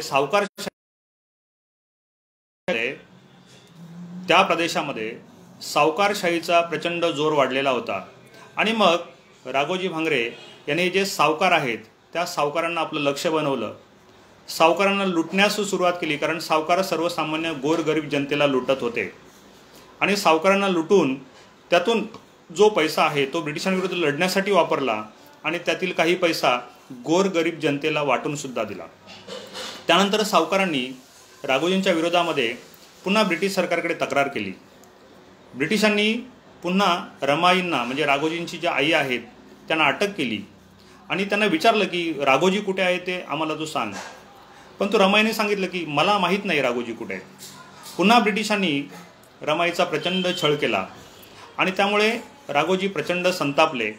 कारण राघोजींचं काय म्हणणं होतं की माझा जो उठाव आहे तर मी ब्रिटिशांना जर वाटत असेल तर त्यांचा मी गुन्हेगार आहे, परंतु माझ्या कुटुंबियाने त्या ठिकाणी कोणत्याही प्रकारचा गुन्हा केलेला नसताना त्यांना तुम्ही त्रास का देता. आणि ज्या ज्या सावकारांनी ब्रिटिशांकडे तक्रार केली अशा सर्व सावकारांवर राघोजींनी धाडी घातल्या. त्यांचे नाक आणि कान त्या ठिकाणी कापण्याचा त्यांनी सपाटा लावला आणि त्यामुळे ग्रामीण भागामध्ये असणारे जे सावकार आहेत ते सर्व सावकार शहरी भागामध्ये पळून गेले आणि राघोजीच्या या क्रांतिकार्यातून त्या ग्रामीण भागामध्ये असणारे जे हजारो आदिवासी आहेत ते हजारो आदिवासींच्या जमिनी त्यांना पुन्हा मिळाल्या. म्हणजे त्या काळामध्ये 1841 ते 1848 या काळामध्ये राघोजी भांगरे यांनी हजारो शेतकऱ्यांना कर्जमुक्त बनवलं होतं. म्हणजे याच्यामध्ये काय फक्त आदिवासीच होते किंवा महादेव कोळीच होते असं नाही, तर राघोजींचं जे बंड आहे ते अतिशय व्यापक होतं. राघोजीच्या बंडाला ब्राह्मण, मराठा, कुणबी, दलित समाज असेल आणि आदिवासी समाज असेल अशा सर्व समाज घटकांचा त्या ठिकाणी पाठिंबा प्राप्त झाला होता आणि म्हणून राघोजीचं जे बंड आहे ते अतिशय व्यापक झालं होतं. राघोजीची योजना होती की खानदेशमध्ये जाऊन आपल्या बंडाला भिल्लांचा पाठिंबासुद्धा त्या ठिकाणी मिळवण्याची त्यांची योजना होती. परंतु ही योजना ब्रिटिशांना समजली आणि ब्रिटिशांनी जी भिल्लांची जी खानदेश भिल्ल कॉर्प होती ती खानदेश भिल्ल कॉर्प त्या ठिकाणी नाशिक आणि खानदेश याच्या दरम्यान ही कॉर्प त्या ठिकाणी त्यांनी तैनात केली. मोठ्या प्रमाणात खानदेश भिल्ल कॉर्पचे सैनिक त्या ठिकाणी त्यांनी शिपाई तैनात केले जेणेकरून राघोजी खानदेशमध्ये जाणार नाहीत आणि राघोजी आणि भिल्ल म्हणजे महादेव कोळी आणि भिल्ल हे एकत्र येणार नाही याची पुरेपूर काळजी त्या ठिकाणी ब्रिटिशांनी घेतली. आणि तशा प्रकारचे जे उल्लेख आहेत ते ब्रिटिश रेकॉर्डमध्ये किंवा खानदेश भिल्ल कॉर्प चा जो रेकॉर्ड आहे त्या रेकॉर्डमध्ये सुद्धा आपल्याला सापडतात. म्हणजे मी हे उगीचच काहीतरी सांगायचं आहे म्हणून सांगत नाही, तर तशा प्रकारचे सगळे पुरावे आहेत. आणि मग पुढील काळामध्ये राघोजींनी हा जो आपला उठाव आहे तो अतिशय व्यापक केला आणि मग राघोजीचा हा जो उठाव आहे या उठावाला पुणे, अहमदनगर, नाशिक, ठाणे, रायगड, मुंबई हा जो सगळा भाग आहे या सगळ्या भागातून अतिशय व्यापक असा जो पाठिंबा आहे तो पाठिंबा प्राप्त झाला आणि पुढे जाऊन हा उठाव व्यापक झाला. शेकडो सहकारी राघोजींना त्या ठिकाणी येऊन मिळाले. आपल्या ठाकर जी जमात आहे त्या ठाकर जमातीने तर एक सामुदायिक शपथ घेतली होती की राघोजीच्या बंडाची कोणतीही माहिती आम्ही ब्रिटिशांना देणार नाही, अशी एक सामाजिक शपथ ठाकर जमातीने त्या काळामध्ये घेतली होती. आणि याची फार मोठी किंमत या जमातीला मोजावी लागली.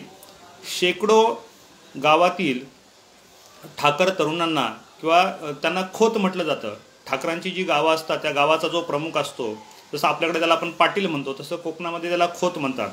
तर ठाकर समाजाची जी सगळी ठाणे जिल्ह्यामध्ये गावं आहेत किंवा वरती नाशिक आणि नगर जिल्ह्यामध्ये जी गावं आहेत त्या गावांमध्ये असणारे जे प्रमुख खोत होते त्या खोतांना किंवा त्यांच्यासोबत असणारे त्यांचे जे इतर सहकारी आहेत अशा शेकडो सहकाऱ्यांना ब्रिटिशांनी पकडून त्या ठिकाणी तुरुंगामध्ये टाकलं. कित्येक वर्ष त्यांना तुरुंगवास सहन करावा लागला, परंतु त्यांनी कधीही राघोजीच्या बंडाची माहिती ब्रिटिशांना दिलेली नाही किंवा दिली नाही. म्हणजे अशा प्रकारे समाजातून एक व्यापक असा पाठिंबा त्या ठिकाणी राघोजीच्या उठावाला प्राप्त झाला होता. आणि मग पुढील काळामध्ये राघोजींचा उठाव अतिशय व्यापक आहे. आता त्याच्यावरती सविस्तर आपण कधी पुढील काळामध्ये जर संधी मिळाली तर आपल्याला त्याच्यावरती बोलता येईल, परंतु मी फार खोलामध्ये न जाता काही महत्त्वाचे काही जे गोष्टी आहेत त्या सांगण्याचा तुम्हाला मी प्रयत्न त्या ठिकाणी करतो. काही महत्त्वाचे जे घटना आहेत त्या घटना आपल्यासमोर मांडण्याचा प्रयत्न करतो. तर असा हा जो उठाव आहे राघोजींचा तो पुढील काळामध्ये व्यापक होत गेला आणि ज्या अमृतराव हरी भट याने राघोजींच्या घरातील स्त्रियांना अत्यंत अपमानित केलं होतं, तर पुढील काळामध्ये राघोजींचा जो सहकारी आहे पदाजी निर्मळ, या पदाजी निर्मळ यांनी या घटनेचा बदला घेतला आणि ठाणे जिल्ह्यामध्ये मुरबाड तालुक्यात किनवली नावाचं गाव आहे, या किनवली गावाच्या जवळ पदाजी निर्मळ त्याचे सहकारी, पदाजी निर्मळ हा राघोजीचा अत्यंत जवळचा सहकारी, अतिशय महत्त्वाचा सहकारी आहे. पदाजी निर्मळ आणि त्याचे सहकारी आणि अमृतराव हरी भट आणि त्याची तुकडी यांची समोरासमोर गाठ पडली. त्याच्यामध्ये निकराची लढाई झाली आणि त्या निकराच्या लढाईमध्ये पदाजी निर्मळ यांनी या अमृतराव हरी भट ह्या ब्रिटिश अधिकाऱ्याला त्या ठिकाणी ठार केलं आणि राघोजींच्या कुटुंबियांवर, स्त्रियांवर, पुरुषांवर जे अनवणित अत्याचार केले त्याने, त्या अत्याचाराचा बदला या पदाजी निर्मळ यांनी घेतला. पुढील काळामध्ये ब्रिटिशांनी पदाजी निर्मळ यांना पकडलं आणि त्यांना फाशीची शिक्षा दिली. आता पदाजींप्रमाणेच देवजी आव्हाड हे सुद्धा राघोजींचे अत्यंत जवळचे सहकारी होते. त्यांचा गुरु किंवा त्यांचा जो ॲडवायझर आहे, त्यांचा जो सल्लागार आहे, तर त्यांना सल्लागार म्हणून ओळखलं जात होतं. म्हणजे राघोजी भांगरे यांना महत्त्वाचे सल्ले देण्याचं काम उठावाच्या बाबतीमध्ये देवजी आव्हाड करायचे. परंतु पुढील काळामध्ये काही कारणाने त्यांच्यामध्ये थोडंसं बिनसलं आणि मग देवजी आव्हाड राघोजींना सोडून वेगळे झाले आणि त्याच काळामध्ये ब्रिटिशांनी देवजी आव्हाड यांना अकोले तालुक्यातील एका गावामध्ये त्या ठिकाणी चारी बाजूनी घेरलं आणि त्या ठिकाणी जी चकमक झाली, त्या चकमकीमध्ये देवजी आव्हाड यांना त्या ठिकाणी वीरमरण आलं.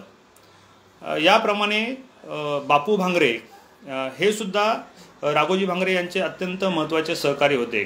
म्हणजे बापू भांगरे यांना त्या बंडामध्ये राघोजींनी आपल्या बरोबरीचं त्या ठिकाणी स्थान दिलं होतं. आणि दुसरे एक सहकारी होते ते म्हणजे मावजी कुडेकर, हे नाशिक भागातील होते. म्हणजे मावजी कुडेकर आणि बापू भांगरे हे राघोजी भांगरे यांच्यापेक्षा 10 वर्षांनी मोठे होते आणि त्यांना राघोजींनी आपल्या बंडामध्ये बरोबरीचं स्थान दिलं होतं. तर महत्त्वाची गोष्ट आहे की राघोजी भांगरे आणि बापू भांगरे यांच्या उठावांबद्दल सत्यशोधक महात्मा फुले काय म्हणतात ते आपण बघूया. तर सत्यशोधक महात्मा फुले यांनी त्यांच्या आत्मचरित्रामध्ये Mahatma Jyotirao Phule father of Indian social revolution नावाचं त्यांचं आत्मचरित्र आहे. डॉक्टर धनंजय कीर यांनी हे आत्मचरित्र लिहिलं आहे. त्याच्यामध्ये महात्मा फुले म्हणतात, the revolt raised by Bapu and Raghoji Bhangare was suppressed in 1848. Raghoji Bhangare was हँग्ड on May 2, 1848. They were daring and fanatical patriots, but their stray attempts were foredoomed to failure. Although Jyoti saw those patriots perish in the struggle he had planned in collaboration with his friends to through the British and make his country free and great.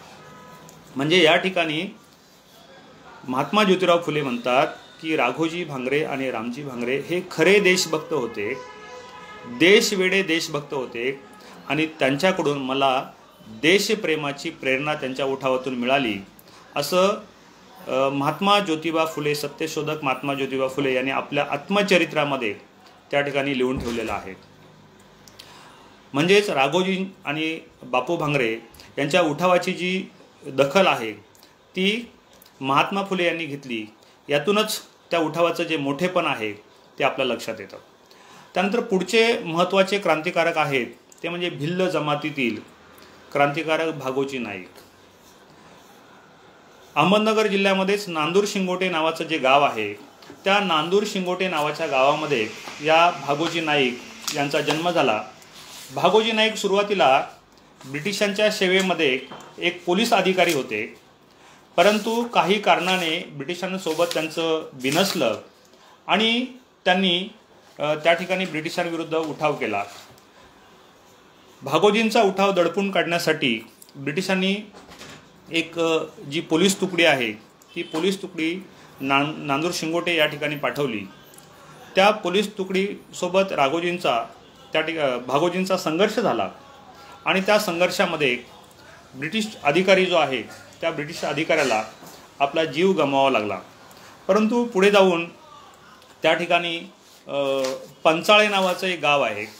त्या पंचाळे गावातील police पाटलाने त्या ठिकाणी विश्वासघात केला आणि ब्रिटिशांना भागोजींची त्या ठिकाणी माहिती दिली आणि त्यामुळे पुढील काळामध्ये ब्रिटिशांनी भागोजी नाईक यांना सगळ्या बाजूने त्या ठिकाणी घेरलं आणि त्या ठिकाणी झालेल्या लढाईमध्ये जवळजवळ भागोजी नाईक यांच्यासोबत 50 सहकारी होते. हे सगळे 50चे 50 सहकारी भागोजी नाईकांसह त्या ठिकाणी त्या चकमकीमध्ये त्यांना वीरमरण प्राप्त झालं. परंतु भागोजी नाईक ब्रिटिशांना शरण गेले नाहीत. ब्रिटिश अधिकारी सॉयटर नावाचा ब्रिटिश अधिकारी होता. त्या संदर्भातली सगळी माहिती जी ब्रिटिश रेकॉर्ड आहे त्या ब्रिटिश रेकॉर्डमध्ये ही सगळी माहिती आजही आपल्याला उपलब्ध आहे. तुम्ही जर त्या काळातील म्हणजे 1857, 1858 आणि 1859 या काळातील ज्युडिशियल डिपार्टमेंटमधील अनेक व्हॉल्यूम्स आहेत. 8 ते 10 व्हॉल्यूम्स या संदर्भाने आहेत. आता या ठिकाणी वेळेअभावी मला ही सगळ्या प्रकारची माहिती आपल्याला देता येणार नाही. परंतु 8 ते 10 व्हॉल्यूम्स म्हणजे एक व्हॉल्यूम आपण 500 पानांचं जर पकडलं तर 4000 ते 5000 पेजची माहिती भागोजी नाईक यांच्या संदर्भातली आजही ब्रिटिश रेकॉर्डमध्ये उपलब्ध आहे. परंतु दुर्दैवाने कोणताही इतिहासकार त्या माहितीपर्यंत पोचला नाही आणि त्या माहितीचा योग्य अन्वयार्थ लावून भागोजी नाईक यांचा जो उठाव आहे त्या उठावाचं जे इतिहास लेखन आहे ते इतिहास लेखन केलं नाही. ही खूप दुर्दैवाची गोष्ट आहे. परंतु भागोजी नाईकांचा जो उठाव आहे तो अतिशय मोठा उठाव होता आणि शेवटपर्यंत जे भिल्लवीर आहेत हे कधीही ब्रिटिशांना त्यांच्या हयातीमध्ये म्हणजे भागोजी नाईकांचा जो उठाव आहे तो अहमदनगर आणि नाशिक जिल्ह्यापुरता मर्यादित जरी असला तरी खानदेशामध्ये काजीसिंग नाईक असेल, भीमा नाईक असतील किंवा पुढील काळामध्ये तंट्यामामा भिल असेल किंवा असे शेकडो भिल्ल नायक आहेत. आता या ठिकाणी मी सगळ्यांची माहिती सांगणं शक्य नाही. परंतु ही भिल्ल जमात जी आहे ती ब्रिटिशांनी भारतामध्ये जोपर्यंत ब्रिटिश राहिले तोपर्यंत कधीही ही भिल्ल जमात अतिशय लढवय्यी कधीही ब्रिटिशांना ते शरण गेले नाहीत. त्यांनी शेवटपर्यंत ब्रिटिशांशी संघर्ष केला. ब्रिटिशांनी भिल्ल जमातीचे उठाव मोडून काढण्यासाठी खानदेश भिल्ल कॉर्प नावाची एक पलटण तयार केली. महादेव कोळ्यांचे उठाव मोडून काढण्यासाठी डेक्कन कोळी कॉर्प नावाची पलटण तयार केली. गुजरातमध्ये जे कोळी लोक आहेत त्या कोळी लोकांनी सुद्धा ब्रिटिशांविरुद्ध उठाव केले. त्यांचे उठाव मोडून काढण्यासाठी गुजरात कोळी कॉर्प नावाची कॉर्प तयार केली. आणि मग भागोजी नाईकांचा जो उठाव आहे तो उठाव मोडून काढण्यासाठी त्यांनी जी डेक्कन कोळी कॉर्प आहे त्या कोळी कॉर्पचा उपयोग करून घेतला. राघोजी भांगरे यांचा जो उठाव आहे तो उठाव मोडून काढण्यासाठी खानदेश भिल्ल कॉर्पची ब्रिटिशांनी त्या कॉर्पचा उपयोग केला. खानदेशामधील काजीसिंग नाईक असेल, भीमा नाईक असेल यांचे उठाव मोडून काढण्यासाठी सुद्धा भिल्ल कॉर्पची मदत घेतली. म्हणजे ब्रिटिशांनी काय केलं तर भारतीयांना त्यांच्यात लढवलं, त्यांचा शक्तिपात घडून आणला आणि शक्तिपात घडून आलेल्या भारतीयांवर त्यांनी राज्य केलं. म्हणजे ब्रिटिशांनी भारतीयांना आपापसामध्ये लढवून किंवा त्यांचाच उपयोग करून त्यांनी भारतीयांवरती किंवा आदिवासी जमातींवरती राज्य केल्याचं आपल्याला दिसून येतं. ही महत्त्वाची गोष्ट आहे. त्यानंतर पुढील एक महत्त्वाचे क्रांतिकारक आहेत ते म्हणजे एक जवळजवळ आता 1 तास होत आलेला आहे. साधारणपणे 8:10 झालेले आहेत. फक्त एक 10 मिनिटामध्ये एका क्रांतिकारकाची माहिती आपण घेऊया आणि आपण या ठिकाणी थांबूया. ते महत्त्वाचे क्रांतिकारक आहेत ते म्हणजे होनाजी केंगले. पुणे जिल्ह्यातील आंबेगाव तालुक्यामध्ये जांभोरी नावाचं जे गाव आहे या जांभोरी गावामध्ये होनाजी केंगले यांचा जन्म झाला. अतिशय गरीब कुटुंबामध्ये होनाजींचा जन्म झाला आणि अगदी लहानपणी होनाजी काय काम करत असतील मलाही खूप उत्सुकता होती. खरं तर जेव्हा मी होनाजींची माहिती जमा करायला सुरुवात केली तर तेव्हा होनाजी लहानपणी काय करत असतील असं मला वाटायचं नेहमी. तर आपल्या गावाकडे पूर्वीच्या काळामध्ये जी तरुण मुलं आहेत ती जे काम करायची तेच काम होनाजी करायचे. म्हणजे ते गुरं राखायचे काम करायचे. त्यांची खूप गुरं होती, गायी होत्या खूप, आणि ते गायीकडे जायचे. आणि त्याच काळामध्ये त्या भागामध्ये प्रचंड दुष्काळ पडला आणि त्या ठिकाणी सावकारशाही प्रचंड, त्या ठिकाणी सावकार सगळ्या त्या भागामध्ये गावोगाव फिरायला लागले आणि लोकांची अक्षरशः त्या ठिकाणी लुबाडणूक करायला सुरुवात केली. आणि मग हा जो सावकारी जात, सरकारी जात होता ब्रिटिश सरकारचा, हा पाहून त्या ठिकाणी होनाजी केंगले संतप्त झाले आणि त्यांनी ब्रिटिशांविरोधात उठाव केला. अनेक गावांमधून त्यांनी आपले सहकारी जमा केले आणि त्यांनी ब्रिटिशांविरुद्ध त्या ठिकाणी उठाव केला. आता ब्रिटिशांनी होनाजींना पकडण्यासाठी त्या काळामध्ये एक जाहीरनामा काढला आहे. आता तो जाहीरनामा आजही ब्रिटिश रेकॉर्डमध्ये उपलब्ध आहे. तर त्या जाहीरनाम्यामध्ये त्यांचे जे सहकारी आहेत त्यांच्या सहकाऱ्यांची नावं आणि त्यांच्यावरती ब्रिटिशांनी जे इनाम ठेवलं होतं त्याचाही उल्लेख आहे. तर तो जाहीरनामा काय होता त्याचं मी थोडक्यात तुम्हाला सांगतो. जांभोरी तालुका आंबेगाव येथील होनाजी केंगले हा टोळीचा पुढारी असून त्याने अहमदनगर, पुणे आणि ठाणे जिल्ह्यात 1872 ते 73 या 2 वर्षी अनेक ठिकाणी धाडी टाकलेल्या आहेत. तसेच सन 1874 मध्ये पुणे जिल्ह्यातील मावळ तालुक्यातील तोरणा, खंड आणि पाळे या गावात धाडी टाकलेल्या आहेत. होनाजीची टोळी आतापर्यंत हाती लागली नसून या टोळीतील होनिया भागोची, होनिया म्हणजे होनाजीला त्यांनी होनिया या नावाने त्यांचा उल्लेख आलेला आहे, किंवा त्यांच्या सहकाऱ्यांना जो कोणी धरून इंग्रजांच्या स्वाधीन करील त्याला मॅजिस्ट्रेटकडून इनाम दिले जाईल. आणि त्याच्यामध्ये त्यांच्या सहकाऱ्यांची साधारणपणे 11 सहकाऱ्यांची नावं आहेत. त्यामध्ये गंगाजी शेळकंदे भिवाडे, दुलाजी आंबवणे भिवाडे, धावजी मोहरे फुलवडे, कुसाजी मसळे राजेवाडी, शिवा गभाले राजेवाडी, हरी जोशी तांबे, पिलाजी डामशे हातवीज, लुमा भवारी भिवाडे बुद्रुक, दादू दाते नानवडे, देवजी किरवे कोलतावडे आणि रामा कोळप पोखरी हे त्यांचे इतर 11 सहकारी आहेत. होनाजींवर त्यांनी 600 रुपयाचं सुरुवातीच्या काळामध्ये बक्षीस ठेवलं होतं, इनाम ठेवलं होतं आणि त्यांच्या सहकाऱ्यांवरती 200 रुपयाचं इनाम ठेवलं होतं. आणि हे त्यांचं जे हा जो जाहीरनामा आहे हा आजही ब्रिटिश रेकॉर्डमध्ये त्या ठिकाणी मराठी भाषेमध्ये जो ब्रिटिश ट्रान्सलेटर आहे त्या ट्रान्सलेटरने ट्रान्सलेट केलेला आहे आणि तो आजही त्या ठिकाणी ब्रिटिश रेकॉर्डमध्ये उपलब्ध आहे. तर होनाजी केंगले यांचा जो उठाव होता, या होनाजी केंगले यांचा गौरवसुद्धा ब्रिटिशांनी केलेला आहे. म्हणजे होनाजी त्यांच्या दृष्टीने त्यांचा शत्रू होता, परंतु कर्नल स्कॉट नावाचा एक ब्रिटिश अधिकारी आहे, तो या होनाजींच्या बंडाबद्दल काय म्हणतो की कलोनियल स्कॉट in this matter and says that the Coli Dicoty is essentially the rebellion of race against our system of court procedure and Honia Naik is a national hero and champion. म्हणजे होनाजी केंगले यांना त्यांनी national hero आणि champion असं म्हटलेलं आहे. त्यानंतर पुढे जाऊन दुसरा एक ब्रिटिश अधिकारी आहे, त्यांनी होनाजीला म्हटले होनिया इज द कियर्डी लिओआ विथ नो वानी सल्लादीन टू अपोज हिम. म्हणजे कियर्डी लिओआ हा जो ब्रिटिशांचा पराक्रमी राजा आहे त्याच्यासमोर सल्लादीन नावाचा त्याचा जो शत्रू आहे तो उभा राहू शकत नव्हता. तर त्या ब्रिटिशांच्या रिचर्ड या राजाशी त्यांनी होनाजी केंगले यांची तुलना केलेली आहे, त्यांनी होनाजी केंगले यांच्या पराक्रमाची तुलना केलेली आहे. आता यातूनच आपल्याला होनाजी केंगले यांचा जो उठाव आहे तो किती मोठा होता याची आपल्याला त्यातून कल्पना येते. परंतु कसं की आपण म्हणतो की आदिवासी जमाती ज्या आहेत त्या अतिशय पराक्रमी आहेत, शूर आहेत, अन्यायाचा प्रतिकार करतात, परंतु एक फितुरीचा शापसुद्धा या जमातींना लाभलेला आहे.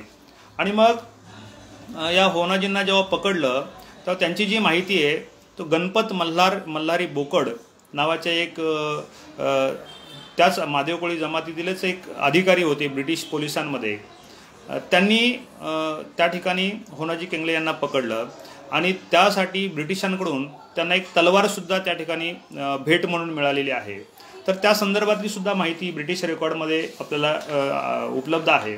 होनाजी केंगले यांची संपूर्ण जी केस आहे म्हणजे त्यांचा जो खटला आहे त्या खटल्याचा पूर्ण रेकॉर्ड ब्रिटिश रेकॉर्डमध्ये उपलब्ध आहे. होनाजी केंगले यांना न्यायाधीशांनी विचारलेले प्रश्न आणि त्यांनी दिलेली जी उत्तरं आहेत ती उत्तरंसुद्धा त्या ठिकाणी उपलब्ध आहेत. सुरुवातीला पुणे या ठिकाणी च्या न्यायालयामध्ये होनाजींवरती खटला चालला. त्या ठिकाणी होनाजींना निर्दोष म्हणून घोषित करण्यात आलं, परंतु ब्रिटिशांनी मात्र पुढच्या कोर्टामध्ये तो पुन्हा खटला दाखल केला आणि एकतर्फी त्या ठिकाणी खटला चालवून होनाजी किंगले यांना त्यांनी अजन्म कारावासाची काळ्या पाण्याची शिक्षा जी आहे ती अजन्म काळ्या पाण्याची शिक्षा त्यांनी त्या ठिकाणी ठोठावली। तर असे हे विविध आदिवासी जमातींचे जे उठाव आहेत ते उठाव घडून आलेले आहेत आणि ब्रिटिशांनी या आदिवासी जमातींचे उठाव मोडून काढताना त्या ठिकाणी अतिशय पद्धतशीरपणे आदिवासींना आपापसामध्ये लढवून किंवा त्यांच्यातीलच काही लोकांचा त्या ठिकाणी उपयोग करून त्यांनी हे उठाव मोडून काढण्याचं काम केलेलं आहे। आता हे सगळे आदिवासींचे जे उठाव आहेत ते उठाव अतिशय महत्त्वाचे आहेत, परंतु मी सुरुवातीला सांगितलं की त्याच्यावरती फारसं इतिहास लेखन आणि संशोधन झालेलं नाही आहे। परंतु आदिवासींच्या उठावांची जी साधने आहेत ती अतिशय मोठ्या प्रमाणामध्ये उपलब्ध आहेत। फक्त आपण त्या साधनांपर्यंत पोहोचणं गरजेचं आहे आणि ती साधनं मिळवून त्याच्यावरती योग्य पद्धतीने संशोधन करून त्याचा योग्य अन्वयार्थ लावून हा इतिहास जर आपण लिहून काढला तर हा सर्व या उठावांचा जो जाज्वल्य आणि तेजस्वी असा इतिहास आहे तो जाज्वल्य आणि तेजस्वी इतिहास समाजासमोर त्या ठिकाणी पुढील काळामध्ये निश्चितपणे येणार आहे। आणि त्या ठिकाणी अजून एक महत्त्वाची गोष्ट सांगतो आणि मी त्या ठिकाणी थांबतो।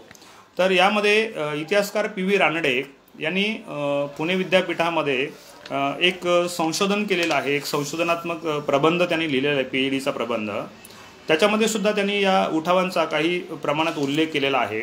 तर ते म्हणतात की आदिवासींचे जे उठाव आहेत त्या उठावावरती फारसं लेखन झालेलं नाही आहे, परंतु आदिवासींचे उठाव हे अतिशय महत्त्वपूर्ण असून भारतीय स्वातंत्र्य लढ्याचा जो पाया आहे तो या आदिवासींच्या उठावाने घातला असं PV रानडे यांनी म्हटलेलं आहे। ते काय म्हणतात ते मी थोडक्यात सांगतो तुम्हाला। Socio political history of the mid 19th century Maharashtra would have been rendered proper if the saga of these primitive rebellions was not narrated and documented। म्हणजे त्याचं डॉक्युमेंटेशन झालेलं नाही आहे। These armed revolts ended with failure। जरी हे उठाव जे आहेत ते अयशस्वी झालेले असले, but they set the tone of the later political agitation of the Indian people against the British imperial rule। म्हणजे पुढील काळामध्ये भारतीयांनी ब्रिटिशांविरुद्ध जे एजिटेशन्स म्हणजे जो काही संघर्ष केला त्या संघर्षाचा जो पाया आहे तो पाया आदिवासींच्या उठावाने घातला असं त्या ठिकाणी PV रानडे यांनी आपल्या संशोधनात्मक आपल्या प्रबंधामध्ये नमूद केलेलं आहे। आणि यावरून हे उठाव किती महत्त्वाचे होते हे आपल्या त्या ठिकाणी लक्षात येतं। आता आय थिंक वेळ बराचसा झालेला आहे, त्यामुळे या ठिकाणी पुन्हा एकदा डाकोरे सरांचे आभार मानतो आणि आपण सर्वांनी आपला अतिशय अनमोल असा वेळ देऊन या ठिकाणी हे व्याख्यान ऐकण्यासाठी आपण फेसबुक पेजवर त्या ठिकाणी आलात याबद्दल आपले सुद्धा आभार व्यक्त करतो आणि या ठिकाणी थांबतो। धन्यवाद। जय राघोजी, जय बिरसा, जय आदिवासी।